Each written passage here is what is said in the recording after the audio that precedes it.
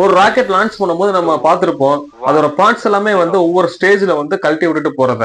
அதுக்கு என்ன ரீசன் தெரியுமா? ராக்கெட் சயின்ஸ்ல இருக்கிற ஒரு மிகப்பெரிய எனிமி யாருன்னு பார்த்தோம் அப்படின்னா அதுக்கு பேரு கிராவிட்டின்னு. நம்ம எர்த்த விட்டு மேல போக போக நம்மளுக்கு அதிகமான ஸ்பீடு தேவைப்படும். அந்த இடத்துல வெயிட் அதிகமா இருந்துச்சுன்னா அந்த ஸ்பீட் அட்டைன் பண்றது கஷ்டம். நமக்கு எல்லாமே தெரிஞ்சதுதான், ராக்கெட்ஸ் ஃபுல்லுமே வந்து ஃபியூல் டேங்க் தான்.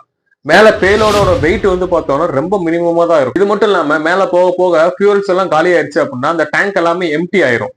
சோ எம்டியான அந்த டேங்கை நான் எடுத்துட்டு போறது வந்து டெட் வெயிட், அது எனக்கு தேவையில்லாதது. அதனாலதான் வந்து நம்ம அந்த பார்ட்ஸ் எல்லாமே வந்து ரிமூவ் பண்ணி விட்டுறோம். இந்த மேரத்தான் ஓடுறவங்க எல்லாம் கையில வாட்டர் பாட்டில் வச்சிருப்பாங்க. இனிஷியல் ஸ்டேஜ்ல ஃபுல்லா இருக்கும் அது.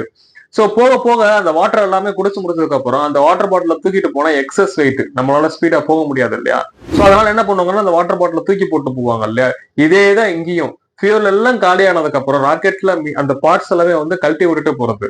இதுக்கு பேரு வந்து என்னன்னா மல்டி ஸ்டேஜ் ராக்கெட்னு பேரு. நம்ம இஸ்ரோ யூஸ் பண்றது முக்காவாசி வந்து மல்டி ஸ்டேஜ் ராக்கெட். இந்த multi stage rocket PSLV GSLV பத்தி டீடைல்டு வீடியோ வந்து யூடியூப்ல போடுறேன். இன்னும் மேலும் மேலும் இருக்கிற ராக்கெட் சயின்ஸை 60 செகண்ட்ஸ்ல பார்ப்போம்.